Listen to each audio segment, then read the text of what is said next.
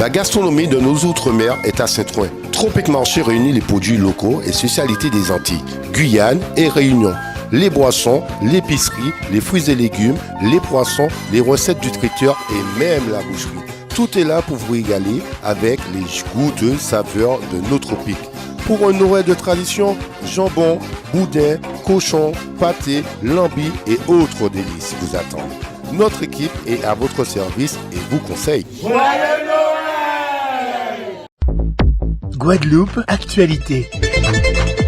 Et tous les 3 ans, le classement du programme international pour le suivi des acquis des élèves évalue les divers systèmes éducatifs à travers le monde et le niveau de compétence des enfants de 15 ans. Et la dernière étude sortie mardi indique que la France enregistre la plus forte baisse de niveau depuis la création du palmarès en l'an 2000. Avec une perte de 21 points en mathématiques, l'Hexagone prend la 26e place du classement. Pour la compréhension de l'écrit, c'est 19 points de moins pour une 29e place. Des résultats médiocre pour la 7e puissance mondiale qui s'explique en partie par la période Covid, selon la rectrice qui se réjouit quand même de la mise en place du plan choc des savoirs. On l'écoute. Je pense que c'est une opportunité. Nous avons effectivement, au niveau national, été un peu déçus par la position de la France au sein des pays de l'OCDE après cette période de Covid qui a marqué une baisse dans tous les pays, pratiquement. Ceci dit, en Guadeloupe, lorsque nous comparons nos résultats aux évaluations nationales, nous rendons compte qu'au fur et à mesure, nous rattrapons les moyennes nationales. Donc nous avons une progression qui, de ce point de vue-là, est très positive. Et je pense que les annonces qui ont été faites sur le renforcement encore au niveau des savoirs fondamentaux, notamment au collège, sur l'évolution aussi de certaines méthodes pédagogiques pour les maths en primaire, seront des leviers porteurs pour notre académie et pour la réussite de nos élèves. Il y a déjà tout un travail qui est réalisé dans ce cadre, puisque sur le premier degré, nous avons les plans de formation maths et plans de formation français. Ce sont des systèmes d'échange entre pairs, donc il y a déjà un regard extrêmement actif et qui permet un développement professionnel pour chacun des enseignants et où ceux qui ont des pratiques qui permettent de faire évoluer d'une manière importante les élèves, ils les partagent avec les autres. Il y a des observations de classe. Donc il y a déjà vraiment ce travail est déjà réalisé en grande partie sur le premier degré et l'idée c'est aussi de le renforcer sur le second. Et pour enrayer cette baisse de niveau historique, Gabriel Attal, ministre de l'Éducation, a donc présenté le plan choc des savoirs. Ce dernier permettra l'intégration de plus d'intelligence artificielle pour les cours, des programmes qui aborderont plutôt les fractions et les décimales ou encore de renforcer le volume horaire des enseignements généraux dans les lycées professionnels. Un niveau d'exigence rehaussé, le passage en seconde en cas d'échec au brevet sera beaucoup plus complexe et les parents n'auront plus le dernier mot face aux professeurs pour le redoublement de leurs enfants. Nous sommes partis à votre rencontre voir ce que vous en pensez. Regardez. À l'ambassade, parce que moi, je ne suis pas tellement au courant à ça. Je pense que c'est bien. Le redoublement doit être laissé à l'appréciation du conseil de classe et non pas des parents qui ne connaissent pas le niveau souvent de leurs enfants. Donc c'est une bonne chose, je trouve. On peut doubler parce que nous, si on peut-être qu'à moitié un point pour y passer, pas passer. Alors, on dit pour y doubler. Au lieu de si on a un là. Moi, ça tout naturellement.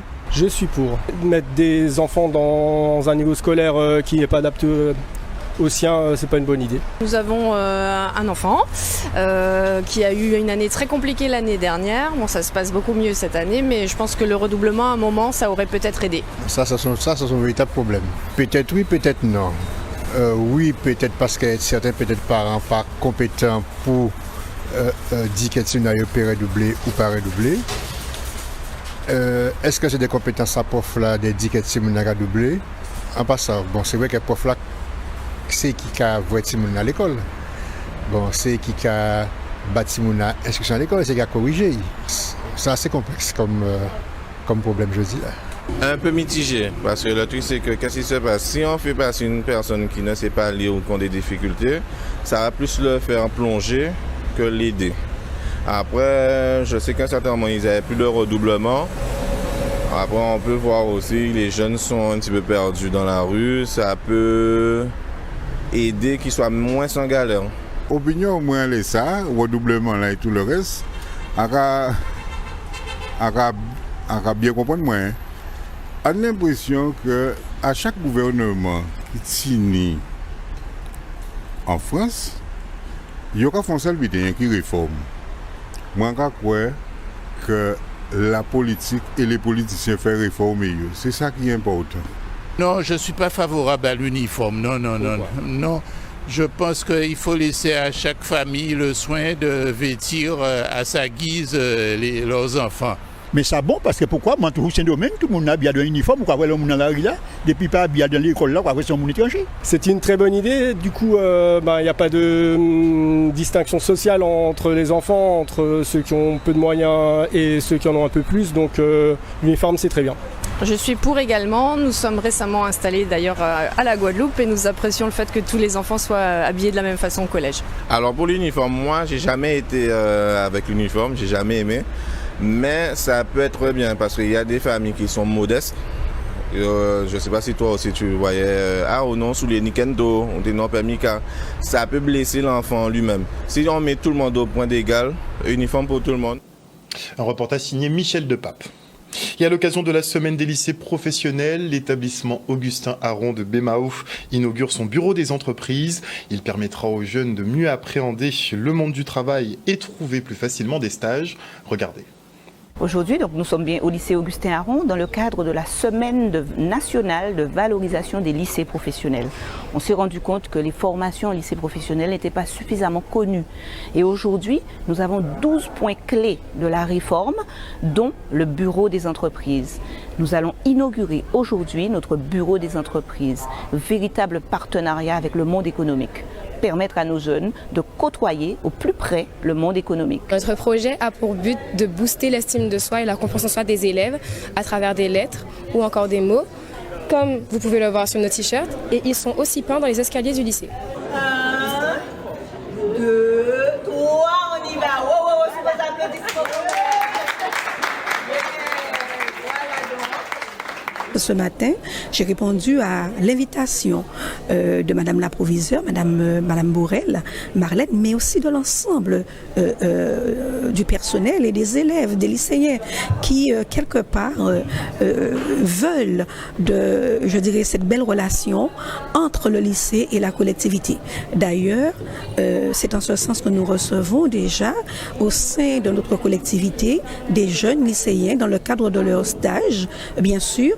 Et lorsque aussi nous avons de belles manifestations autour du 8 mai, du 11 novembre, et bien aussi également le lycée est représenté et présente de manière à pouvoir proposer un certain nombre de belles choses à la population présente. Alors, en tant qu'éco-délégué, nous avons pour but de créer un jardin créole au sein de notre établissement en 2 phases. La première phase est de mettre en pot et la deuxième est de planter. Et puis, on voudrait aussi mettre l'accent sur le fait qu'en lycée professionnel, on se forme tout au long de la vie.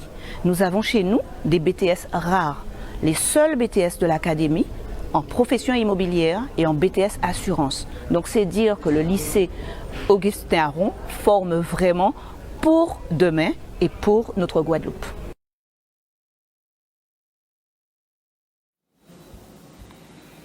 Et au terme d'une rencontre avec le président Jean-Louis Francisque, les salariés de droit public du syndicat mixte de gestion de l'eau mettent un terme à leur mouvement de grève. Une reprise du travail dans l'attente d'une solution permettant le rééquilibrage de leur carrière moins avantageuse que les agents de droit privé. À défaut, la mobilisation reprendra. On fait le point avec Denis Diamant, secrétaire FO SMGE-AG. Là que nous rencontrons le président SMGE-AG qui est Jean-Louis Francisque. Et puis, il expliquez-nous, aux questions qu'on nous a posées nous, parce que nous poser les questions là, il était question de, à d'un SMGE là, qu'il y a 2 catégories de personnel, qu'on nous a dit au départ, un personnel de droit public et un personnel de droit privé. Et nous n'avons pas qu'à comprendre pourquoi le personnel de droit public là, que rien n'est pas avancé et que tout bulletin est bloqué. Donc c'est vrai que nous savons quelques bulletins et qu'il fait nous comprendre que ce sont des bulletins qui sont hérités. Parce qu'il faut savoir qu'il était nécessaire en préfiguration où il était chargé des travaux si ça avant de basculer personnel là. Et on sait que rien n'a pas été fait correctement. Et c'est pour ça qu'il y a des lacunes. Donc, aujourd'hui là, nous prenons l'engagement de nous tous ensemble. Pour moi, c'est qu'on sait que SMGE là était qu'à démarrer quand il est là. Pour les personnels de droit public, il était qu'à démarrer quand il est là. On constate aussi que contrairement à ce qu'on était qu'à penser, qu'il y a une loi avancée qui est faite au niveau du centre de gestion, au niveau de la CNACL, tout ça nous a posé comme question, il y a une loi avancée qui est faite et nous avons des dates que tout le temps OK. Jeudi jour, on peut dire que nous avons des réponses aux questions qu'on nous a posées nous. Et que dans le gros, on satisfait. Et puis nous avons dit que jeudi là, que nous peut dire que nous allons reprendre le travail, mais nous allons rester quand même vigilants et nous allons suivre les dates que nous avons que nous sommes véatifs. Et on part maintenant pour le lancement de la 2e édition du séminaire régional autour du cancer de la prostate. La Guadeloupe affiche quand même l'une des incidences les plus élevées au monde avec 220 nouveaux cas pour 100 000 habitants chaque année. Une problématique à prendre très au sérieux. Regardez. La 2e édition du CEMAC cancer de la prostate, elle sera consacrée effectivement à la prise en charge, au traitement et bien évidemment au dispositif d'accompagnement des personnes souffrant du cancer de la prostate. La collectivité départementale, c'est dans le cadre de cette mandature engagée à accompagner vraiment les politiques publiques en termes de santé. Ce n'est pas une de nos prérogatives premières, seulement ce sont de vraies problématiques qui affectent nos populations. La région est toujours aux côtés de ces organismes qui sont autour de la prévention, de la santé et puis surtout du cancer de la prostate. Donc c'est vrai que la région aide un certain nombre d'organisations, que ce soit les associations, les organismes ou toute autre manifestation dans le domaine de la santé. Mais également par rapport au CIMGOA, c'est vrai que c'est important que je sois là puisque vous le connaissez bien, le cyclotron c'est la matière ouvrière, c'est l'outil qui permet aussi de déceler et puis de pouvoir traiter un certain nombre de maladies. Donc il était important que je sois là ce matin pour pouvoir mettre ma pierre à l'édifice et la pierre à l'édifice par rapport au CIMGOA et les enjeux du CIMGOA. Dans le cancer de la prostate, il y a énormément de traitements qui ont vu le jour ces 15 dernières années, que ce soit au stade localisé ou au stade métastatique. Alors bien évidemment, c'est au stade métastatique qu'on a le plus de traitements médicamenteux qui sont arrivés, mais il faut savoir qu'au stade localisé, on a aussi des alternatives qui ont été développées. Des alternatives non invasives, telles que la surveillance active, qui nous permet de suivre les patients pendant plusieurs années sans avoir à les traiter, mais aussi au moment du traitement, on a des traitements invasifs que l'on peut mettre en place, que sont la chirurgie ou la radiothérapie, mais aussi des alternatives que l'on développe, notamment les ultrasons. Et les ultrasons, on peut les faire notamment dans le cadre d'essais cliniques de façon focalisée. C'est important que les gens puissent avoir des informations, être rassurés. Et puis évidemment, la question clé, c'est le sujet du dépistage, parce qu'on sait que 80% des cancers qui sont détectés précocement peuvent être guéris. Donc, c'est l'occasion aussi pour nous de rappeler que le cancer de la prostate n'est pas une fatalité. Pris en charge précocement, ça évite bien des soucis. Et maintenant, nous parlons de maladie rénale et à cet effet, je reçois Nadège Montout, infirmière en unité d'hémodialyse au CHU de Guadeloupe, mais également secrétaire de l'association APMRG. Elle est en compagnie du docteur Befa Noto Kadou Kaza, chef de service néphrologie hémodialyse au CHU de Pointe-à-Pitre. Bonjour à vous. Vous êtes d'ailleurs aussi président de cette association qui voit le jour. Quel est son objet ? Alors oui, bonsoir aux téléspectateurs de Canal 10. Merci de nous recevoir. Nous avions en fait organisé dans le cadre des activités de l'association une session de formation à l'attention des professionnels de santé, donc qui s'intéressent à la spécialité notamment de la dialyse, puisque nous parlons de néphrologie et de dialyse. Et nous savons que c'est une spécialité qui nécessite justement une technologie assez poussée. Donc on invite notamment nos collègues paramédicaux à intégrer donc les activités de l'association pour pouvoir augmenter leur champ de compétences dans le domaine de la néphrologie. Alors justement, quels sont les enjeux actuellement ? Donc l'association pour la prévention des maladies rénales en Guadeloupe, donc c'est une association qui a été créée en vue quand même de mener des actions pour faire reculer le taux de prévalence de la maladie rénale sur le territoire guadeloupéen, en sachant que nous avons le double de la prévalence comparé à la France hexagonale. Et donc, c'est pour ça qu'on a créé cette association, suite à la journée mondiale de rein de mars 2023, où on a eu 200 dépistés.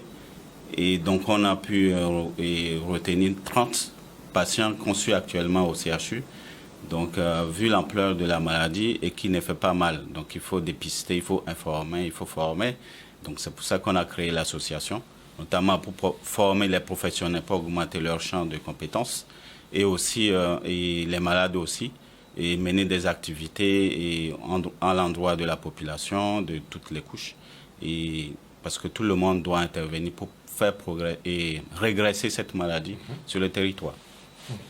Alors, vous avez dit, beaucoup de cas sont décelés. Est-ce qu'on est en capacité, effectivement, de tous les prendre en charge, ou il y a des personnes, forcément, qui se retrouvent lésées, avec des prises en charge un peu moyennes? Ils sont tous pris en charge. Le CHU a la capacité. Et donc, oui, ils sont tous pris en charge. Et donc, je pense que ça, c'est ce qu'on a pu dépister. Donc, c'est une maladie qui fait pas mal. Il faut dépister. Donc, ça fait que on doit mener encore davantage des actions et pour pouvoir quand même dépister et pouvoir aussi prendre en charge. Alors, sensibiliser la population. Donc voilà, c'est maximum. L'objet de l'association, puisque nous, en tant que professionnels de santé, donc spécialisés dans le domaine de la néphrologie et de la dialyse, donc on se propose justement de former nos collègues donc paramédicaux qui ne maîtrisent pas forcément la spécialité, et aussi de faire de la prévention à l'endroit de la population, de manière à justement faire reculer la prévalence de la maladie, enfin des maladies rénales d'une manière générale. Et de manière à éviter surtout la mise en dialyse des patients qui sont atteints d'insuffisance rénale ou d'autres pathologies. On peut éviter d'en arriver à là? Alors, on peut retarder la mise en dialyse, notamment pour les patients qui sont hypertendus et diabétiques, qui ont un début d'insuffisance rénale. Donc, les médecins peuvent retarder la mise en dialyse en sachant qu'il faut quand même adopter une certaine hygiène de vie pour pouvoir éviter justement les complications liées aux maladies qui entraînent l'insuffisance rénale. Alors, heureusement, on peut bénéficier aussi de certaines avancées technologiques. Est-ce qu'en termes de dialyse, on a fait des progrès? Est-ce que c'est moins lourd peut-être pour les patients, puisqu'ils doivent le faire à répétition, ce qui peut être parfois assez compliqué à vivre? Tout à fait. Enfin, il y a eu des progrès ces dernières années en matière de dialyse, bien entendu. Donc, la prise en charge est, entre guillemets, plus confortable pour les patients, puisqu'on a de nouveaux générateurs de dialyse, donc qui nous permettent de pouvoir proposer des séances, on va dire, moins lourdes pour les patients. Mais il y a tout un environnement donc, à pouvoir créer autour du patient. Donc, d'où l'intérêt de l'association, donc du message qu'on veut faire passer par rapport à la création de l'association. Donc, on aimerait que les aidants familiaux, justement, se joignent à nous dans la démarche. Donc, c'est pour cette raison que nous menons ces actions au niveau de l'association. Si vous communiquez, c'est peut-être parce que aussi certaines personnes se trouvent isolées? Tout à fait. Donc, il y a des patients, des familles de patients qui ne connaissent pas en fait l'univers de la dialyse. Il y a beaucoup de tabous en fait autour de la méthode de dialyse. Donc, justement, c'est l'occasion pour eux de découvrir justement comment se déroulent les séances de dialyse pour leurs proches et de pouvoir obtenir un maximum d'éléments, d'informations pour mieux encadrer donc, la personne qui est atteinte d'insuffisance rénale et dialysée. Alors, mercredi prochain, vous organisez donc une rencontre. Et la rencontre, il faut le souligner qu'on a plutôt organisé le 15 novembre dernier. 15 novembre dernier. Et donc ça concernait l'axe formation des professionnels pour augmenter leur capacité, leurs compétences.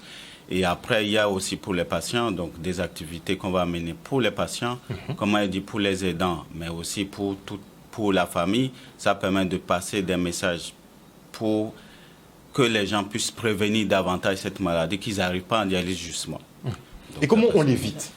Vous qui êtes professionnel de santé, quels conseils vous donnez à la population pour éviter quand même la dégradation de ses reins? Alors, donc, pour l'éviter, il faut d'abord dépister. Donc, il faut connaître si on est malade de rein ou pas.